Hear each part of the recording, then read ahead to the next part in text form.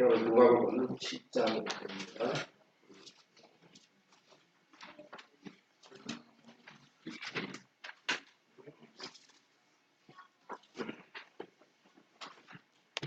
누가복음 9장에서 19장은 누가복음 중간입니다. 일단 19장까지는 예수님께서 갈릴리에서 사역하시는데 9장에서 19장은 갈릴리에서부터 예루살렘으로 여행하는 내용, 19장 끝까지는 예루살렘에서 부활하시는 내용입니다. 7장, 8장, 9장 갈릴리에서 하셨던 일들을 끝부분입니다. 7장의 제목 치유하시고 죄 용서하시는 예수. 네.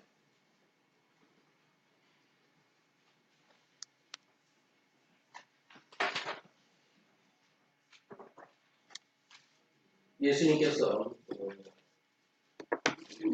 가실 때에 백부장에 와서 자기 손을 고쳐달라고 했습니다.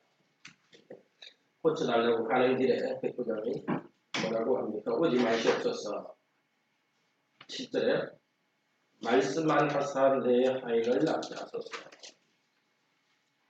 예수님께서 그 믿음을 칭찬하셨고 돌아가 보니까 종이 낫게 되었습니다. 오늘 이 말씀은 우리를 위한 것입니다. 지금도 우리는 예수님이 몸으로 계시지는 않습니다. 우리도 우리에게 지금 있는 것은 말씀입니다. 말씀하옵소서. 말씀만 하시는 종들이 낫겠습니다. 기도 가운데 우리는 예수님에게 감사해야 됩니다. 병이 있을 때나 어려움이 있을 때 말씀만 하옵소서. 네, 기도하시기 바랍니다.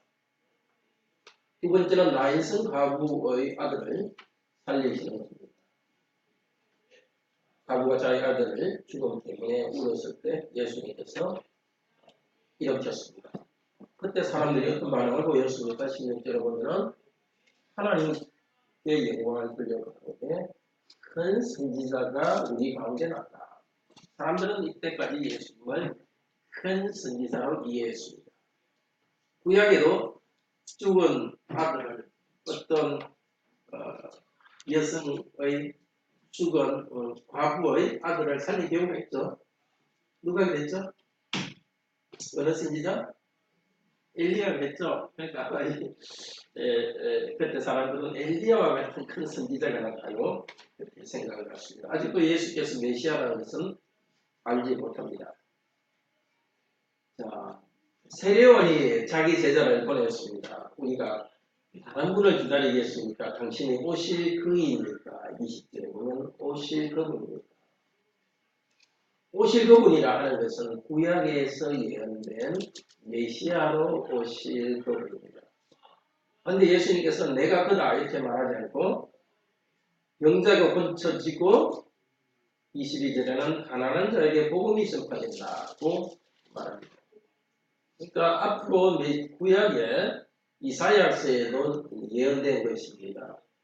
앞으로 메시아가 오시면은 메시아의 증거로서 병자를 고치고 가난한 자에게 복음을 전파한다는 내용이 이미 예언되어 있습니다. 그래서 예수께서는 당신이 하시는 일에 대해서 구약의 예언이 이루어졌다고 말하고 있습니다. 그걸 통해서 내가 메시아라고 이야기를 했습니다. 세례요한은 예수께서 메시아인 줄 알았을 것입니다. 오늘 앞쪽에 보면 세례를 줄 때 예수님에게 자기가 세례를 주지 않으려고 했거든요. 자기보다 높으신 분을 알았고. 그래서 세례요한은 자기는 예수님이 메시아인 줄 알았지만은 자기 제자들을 위해서 이렇게 보낸 것 같습니다. 그리고 예수님께서는 요한에 대해서 전도하십니다. 요한은 참 큰 선지자다. 지금까지 사람 중에 요한처럼 큰 사람이 없다. 그렇지만 중요한 이야기를 하십니다. 7장 28절 같이 읽읍시다. 내가 너에게 말하노니 여자가 낳은 자 중에 요한보다 큰 자가 없도다. 그러나 하나님의 나라에서는 극히 작은 자라도 그보다 크니라. 네. 요한은 참으로 큰 사람입니다. 믿음이 큰 사람입니다. 그렇지만 이제 예수 그리스도께서 요한이 예언한 예수 그리스도께서 왔습니다. 그래서 예수 그리스도를 믿는 사람은 요한보다 훨씬 큽니다. 그러니까 개인적으로 우리가 요한보다 믿음이 큰 것은 아닙니다. 요한은 정말 순교할 정도로 하나님에 대한 믿음이 있었지만은 시대가 달라진 것입니다. 복음이 훨씬 풍요롭기 때문에 우리는 큰 자라고 할 수 있습니다. 그러니까 우리는 세례 요한보다 훨씬 더 큰 하나님 나라에서 정말 큰 자라는 걸 구약 성도들이 그렇게 보기를 원했던 것, 갈망했던 것을 우리는 누리는 참 복된 시대에 있다는 것을 알기를 바랍니다.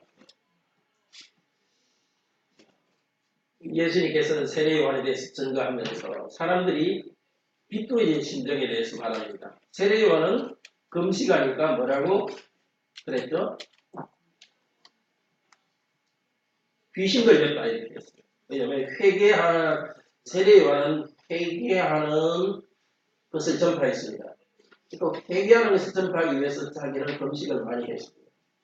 그런데 예수님께서는 이제 물론 회개해야 되지만은 예수님께서 이루시는 하나님 나라의 기쁨을 나타내기 위해서 예수님이 금식했다는 이야기는 하나도 없습니다. 제자들이 금식했다는 이야기도 하나도 없습니다. 오히려 예수님에 대해서 먹고 마셨다는 이야기가 굉장히 많습니다. 그러니까 당시의 사람들이 뭐라고 비난했습니까? 34절, 35절. 예수님이 이런 비난을 받았습니다. 읽읍시다. 인자는 와서 먹고 마시면 너희 말이 뭐라 먹기를 탐하고 포도주를 즐기는 사람이요 세리와 죄인은 친구로다. 예수님이 이런 비난받았습니다. 먹기를 탐하고 먹는 걸 너무 좋아한다. 그리고 당시에 포도주는 이제 그 음료수였으니까 포도주 마시는 것을 즐기는 사람입니다. 비난이었습니다. 그런데 예수님이 우리에게 이루시려는 나라는 이런 즐거움의 나라입니다. 첫 번째 예수님의 기적도 혼인잔치에서 물로 포도주를 만드신 것입니다. 하나님 나라는 기쁨의 나라입니다. 죄로부터 벗어나서 기쁨의 나라이고 기쁨을 표시하기 위해서 예수님은 먹고 마시는 것을 좋아했습니다. 예수님에 대한 우리의 이미지가 어떻습니까? 항상 이렇게 인상 쓰고 심각하고 그런 부분으로 생각하는데 예수님이 상당히 유쾌하시던 분인 줄 알 수 있습니다. 세리와 죄인들하고도 먹고 마셨고 바리새인들하고도 먹고 마셨고 세리와 죄인의 친구로는 별명 예수님의 별명이 그렇습니다. 먹고 마시기를 즐기는 자 세리와 죄인의 친구 그렇게 비난받았습니다. 우리 성도님들도 한편으로는 우리 죄에 대해서 슬퍼하면서 금식할 때도 있고 그렇지만 예수 그리스도 안에 있는 기쁨을 많이 누리시길 바랍니다.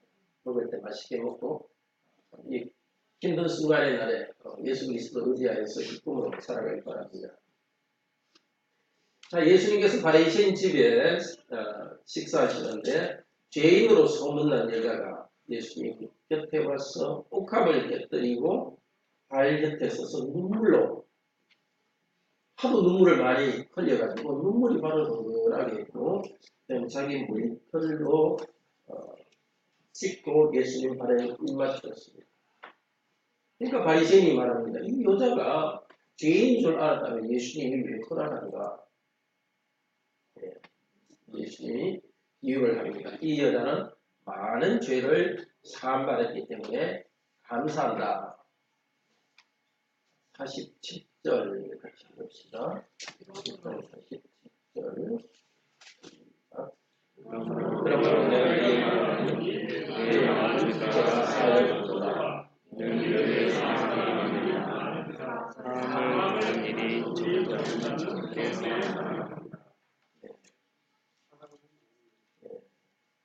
많이 죄사함을 받았습니다.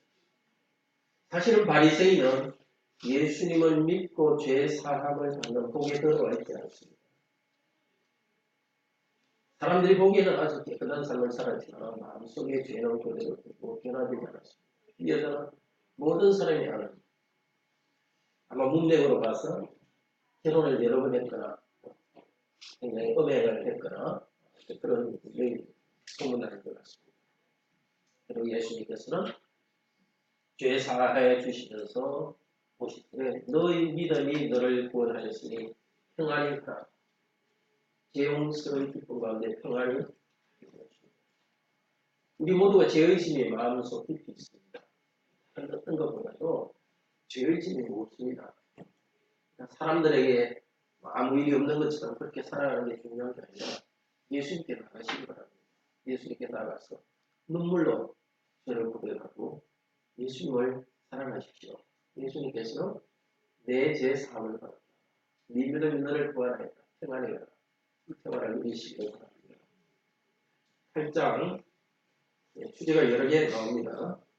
제목 읽읍시다. 말씀의 능력, 귀신 추방, 질병 치유, 구원받고 간전, 하나님 나라를 이루.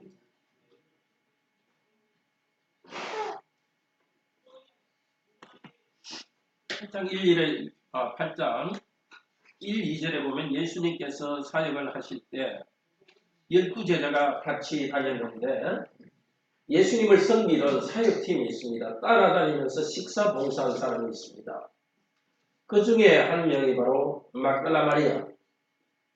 예수님 부활 때 제일 처음 부활하에서 제일 처음 나타난 사람이 막달라 마리아입니다. 그렇게 복받은 여성인데 막달라 마리아는 어떤 여자였습니까? 7 귀신이 나간 여자였습니다.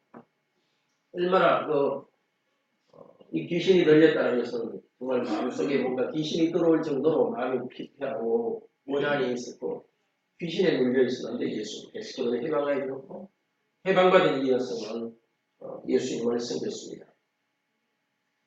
이제 사람들이 말씀을 받을 때 어떻게 하는가를 비유를 통해서 말씀합니다. 너무 잘 아시는 비유죠. 첫 번째 시 구원받지 못한 사람들입니다. 어떤 마음? 길 같은 마음. 말씀을 듣는데 기억도 안 돼요. 예배 시간에 좋은 사람들은 조금 구원받은 분들도 좀 돌밭처럼 돼가지고 말씀이 나가버리죠. 일단 말씀을 들을 때 마음에 간직해야 됩니다. 두 번째는 말씀을 간직하고 기쁨으로 받는데 어떤 사람 돌밭에 떨어진 것 같은 돌밭 같은 마음은 햇빛 지나면 그냥 말라버려요. 뭐죠? 고난이 오면 그냥 포기해버려요. 그리스도인의 길은 기쁨으로 말씀을 받지만 그리스도의 길을 따라서 고난 가운데 성장합니다. 세 번째는 어떤 데서 가시덤불에 떨어진 씨는 잘 자랐지만 뭐가 나갔어요? 14절에 보면 염려와 재리와 14절에 염려와 재물과 향락의 기운이 막혔습니다.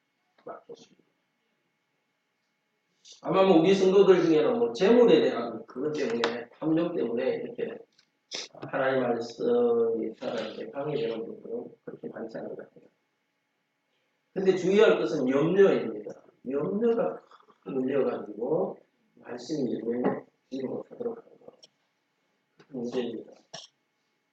물론 여기서 이야기하는 것은 구원받지 않은 사람들입니다. 그런데 구원받은 우리에게도 주의해야 됩니다. 염려를 주님께 맡기고 주님께 순종해서 열매를 맺어야 됩니다. 염려를 자꾸 붙잡고 있는 것은 주님이 기뻐하지 않습니다. 좋은 시는 어떤 시입니까? 마음이 좋은 것 15절 같이 봅시다. 좋은 땅에 있다는 것은 착하고 좋은 마음으로 말씀을 듣고 지키어 인내로서 결실하는 자입니다. 일단 말씀을 잘 들어야 돼요. 그리고 지킨다는 것은 마음으로 간직하는 것이고 그대로 실천하는 것도 있어요. 지킨다 할 때. 그렇지 않습니까? 어떤 말을 지킨다 할 때는 들은 말을 마음에 간직하는 것이고 그대로 실천하는 것이고 특별히 뭐가 필요하죠? 인내로 결실하는 겁니다. 믿음의 중요한 요소가 인내입니다. 나는 예수님을 믿는다. 고백하는 것은 믿음의 한 부분입니다. 믿음은 예수님을 신뢰하면서 인내하는 것까지 의지하는 것입니다. 어려움이 오더라도 내가 해야 될 사명 다하고 말씀 그대로 순종하며 나가는 건 인내 중요합니다. 참을성 강해야 되겠죠. 그리고 예수님께서 사람들이 예수님 가족들이 예수님을 만나러 왔는데 예수님께서 21절 이렇게 말씀하십니다. 같이 읽읍시다. 예수께서 대답하여 이르시되 내 어머니와 내 동생들은 곧 하나님의 말씀을 듣고 행하는 이 사람들이라. 가족관계를 부인하는 것은 아닙니다. 예수님께서 새로운 영적 가족을 만드셨다는 것을 강조하고 있습니다. 정말 우리에게는 그 실제 형제와 부모 있죠. 그분이 효도 다하고 우애를 지켜야 됩니다. 근데 그거와 다른 새로운 공동체, 말씀을 듣고 지키는다. 하나님의 말씀을 듣고 행하는 새로운 공동체에 속해 있습니다. 이 믿는 가족들은 육신의 가족이기도 하지만은 말씀의 공동체 안에 있기 때문에 정말 든든한 그 가족이 되는 것입니다. 이어서 예수님께서는 폭풍을 꾸짖어서 잠잠하게 했습니다. 잠잠하게 했는데 제자들은 질문을 가졌습니다. 25절에. 저분이 누구인가? 누가복음에서 계속 질문이 이것입니다. 도대체 예수는 누구인가? 기적을 행하는데 예수님은 누구인가? 제자들은 지금 그걸 묻고 있습니다. 오늘 우리가 가져야 될 계속적인 질문입니다. 예수님은 누구신가? 계속 물으면서 예수님을 알아가기를 바랍니다. 이어서 26절부터는 예수님께서 귀신 들린 사람을 쫓아내었습니다. 근데 쫓아낼 때에 그 귀신 안에 귀신들이 군대 귀신이었는데 다른 곳에 보면 2,000명 정도 되는 군대 귀신이다 이렇게 합니다. 정말 엄청난 귀신들이 거기 있었죠.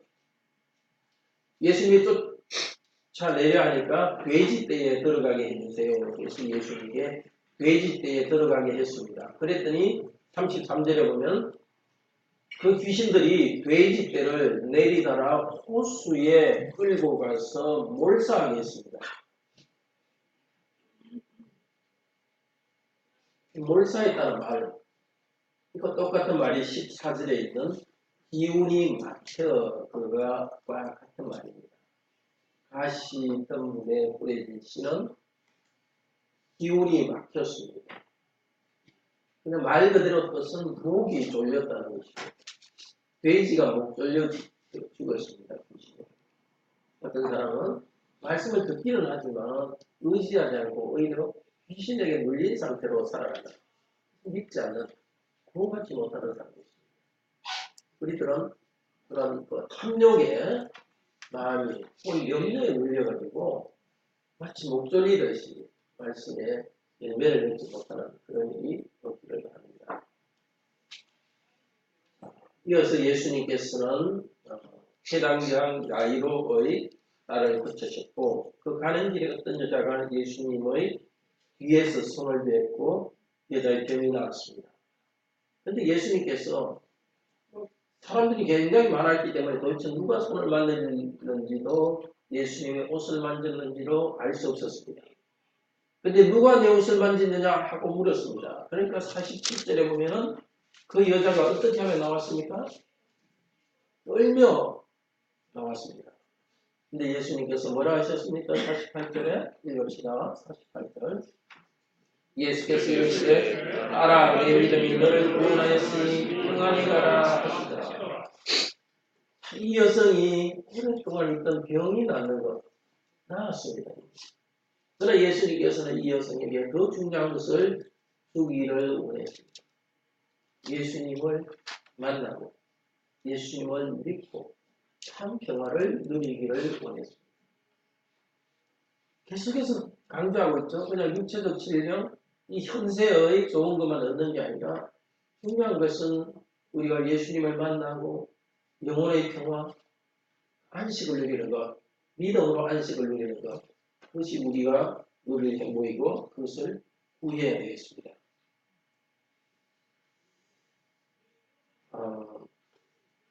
9장 우리 제목을 같이 읽읍시다.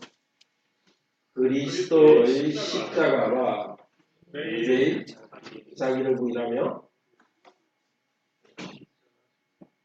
이렇게 돼서 같이 읽읍시다. 제가 조금 매일 자기 십자가를 지고 가는 제자의 길. 예수님의 십자가 우리의 십자가입니다. 9장에서 예수님께서 제자들을 보냅니다. 제자들은 뭘 했습니까? 복음을 전하고 병 고치는 능력을 행했습니다. 예수님이 하시던 일을 제자들이 계속하고 있습니다. 복음 전하는 것이 핵심인데 말씀을 전할 때 병 고치는 표시도 보여주었습니다. 이 사도시대까지는 이 일이 일어났습니다. 복음이 사실이라는 것을 증거하기 위해서 병 고치는 일이 일어났습니다. 근데 사도시대가 지난다면 기도 가운데 병 고치는 일은 생깁니다. 그렇지만 이제 차원이 달라졌습니다. 병 고치는 것이 복음이 사실이라는 것을 증거하기 위해서 병 고치는 일이 일어나지 않습니다. 그것과 관계없이 예수님을 주로 믿고 구원받습니다. 구원받은 성도들은 하나님의 은혜를 구하고 하나님은 자비하신 가운데 약으로도 병을 고치지만 기적으로도 병을 고쳐줍니다. 우리 시대도 하나님께서 그런 기적적인 일을 행하시지만 그 시대가 다르다는 것을 잘 이해해야 됩니다. 그 시대처럼 계속 기적을 원칙적인 것으로 요구하는 것은 잘못입니다. 예수님께서 오병이어의 기적을 행했습니다. 오병이어라는 것은 5개의 떡과 2개의 물고기로 많은 사람을 먹여주었습니다. 또 예수님께서는 우리의 육체적인 것도 돌보신다는 것을 나타내기 위해서 그렇게 했습니다. 18절 예수님께서 따로 기도하고 계셨습니다. 기도하시면서 사람들에게 물었습니다. 제자들에게 물었습니다. 사람들이 나를 누구라고 말하느냐? 그러니까 뭐라 그럽니까?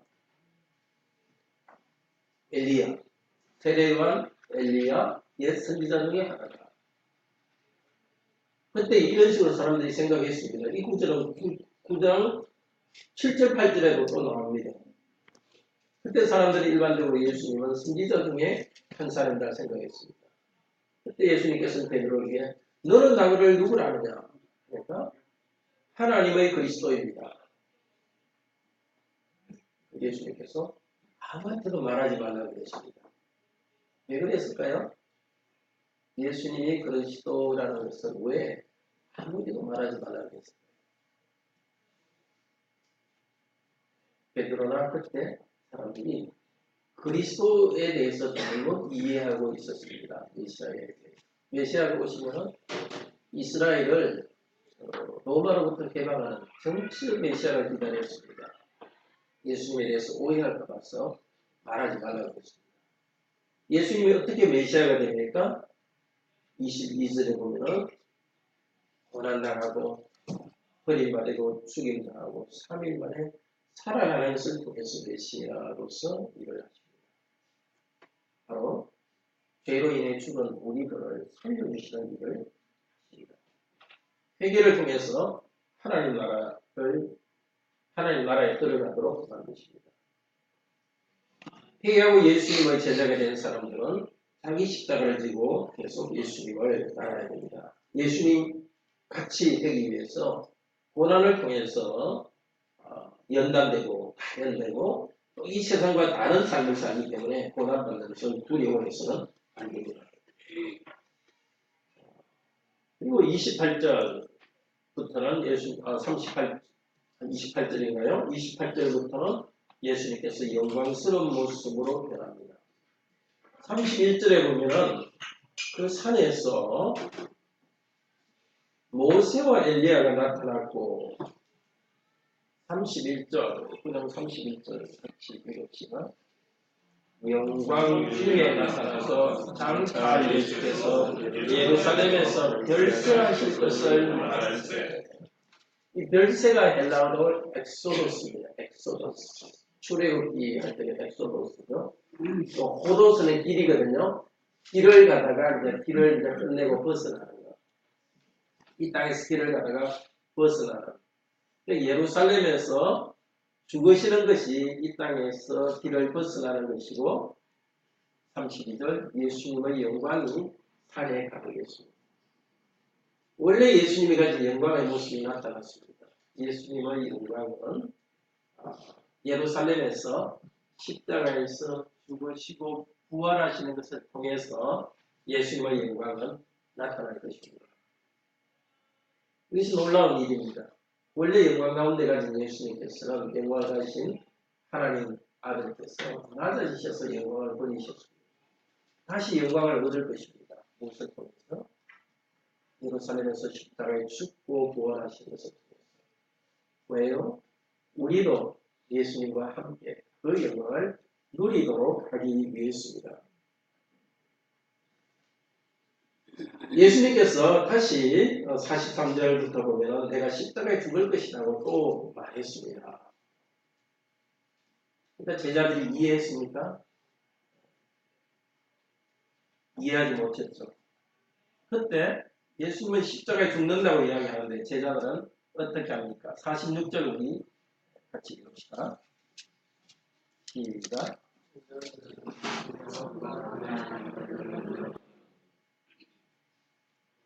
예수님은 십자가에서 돌아가신다는 그 말을 하는데 제자들은 뭘 가지고 지금 논쟁하고 있습니까? 누가 크냐 하고 따지고 있습니다. 참 분위기 파악 못하고 있죠. 자기들 구하기 위해서 정말 낮아지고 십자가에 돌아가시는 분이고 그곳을 향해 나아간다고 말하는데 높아지려고 합니다. 우리들 모습입니다.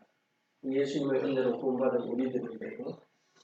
내가 높다 이 생각으로 우리가 인정받기를 원합니다. 자, 이제 누가복음의 첫 번째 부분이 50절로 끝납니다. 50절로 끝나고 51절에서 두 번째 부분이 시작됩니다. 51절 같이 읽읍시다. 예수께서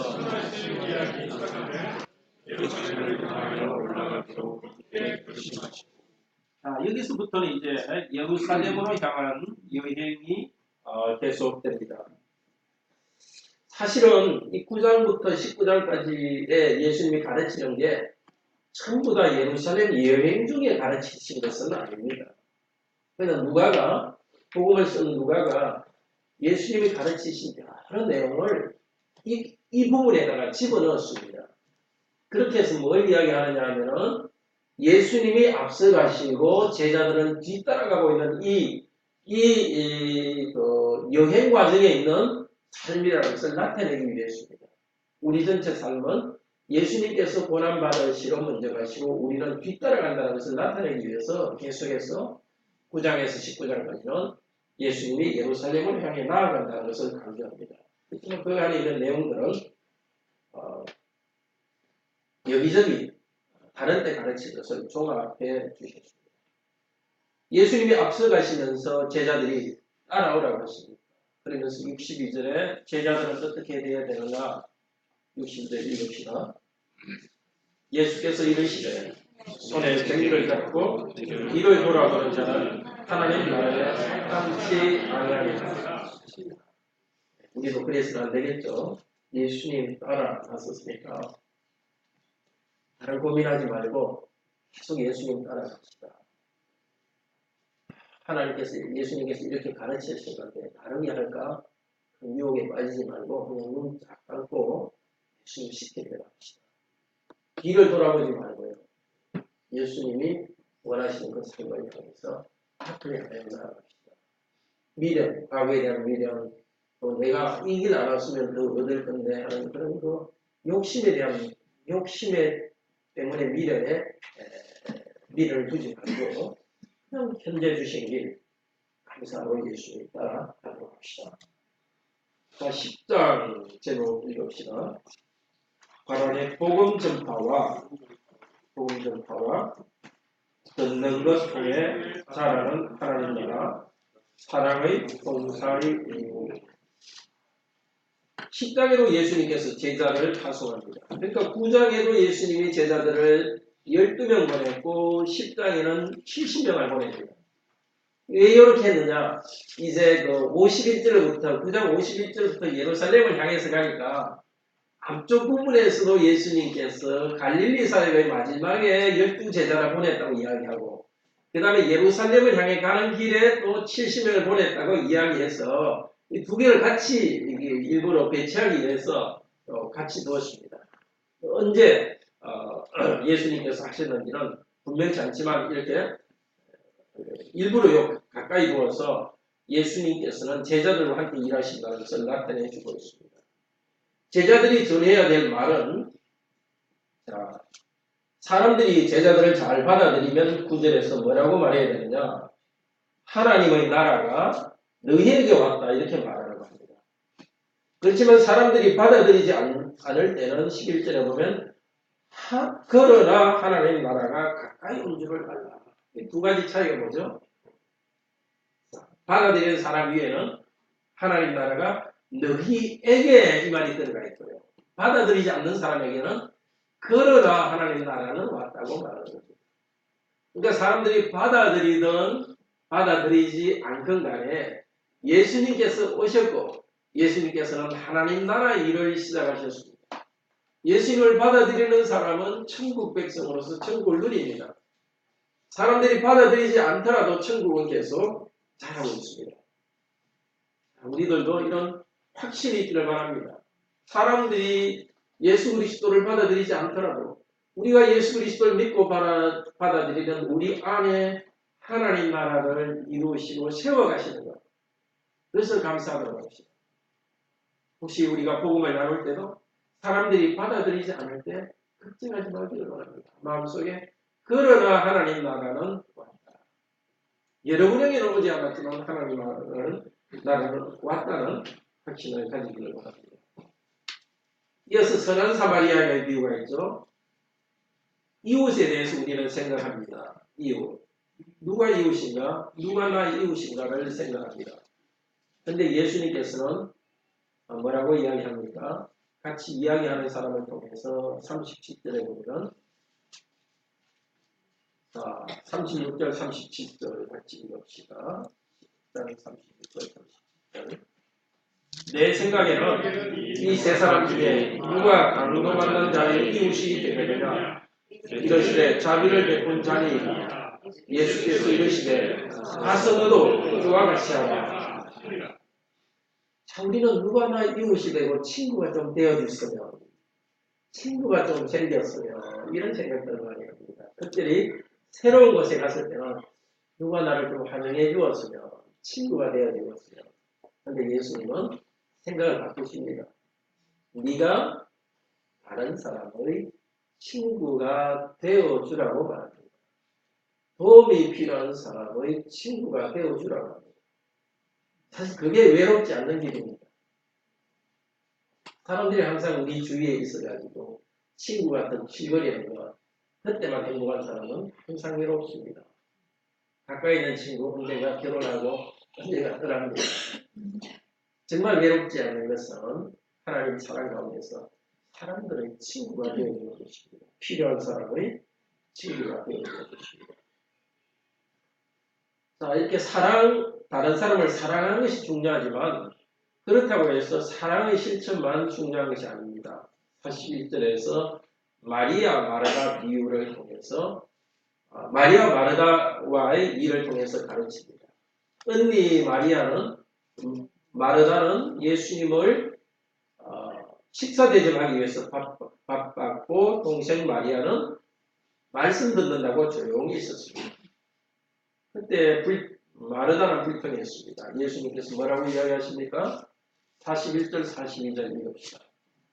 주께서 대답하여 이르시되 마르다야 마르다야 네가 많은 일로 염려하고 근심하나 몇 가지만 하든지 혹은 한 가지만이라도 족하리라. 마리아는 좋은 줄을 택하였으니 빼앗기지 아니하리라 하시니라. 예수님을 모신 교회에서 바로 이것이 제일 중요합니다.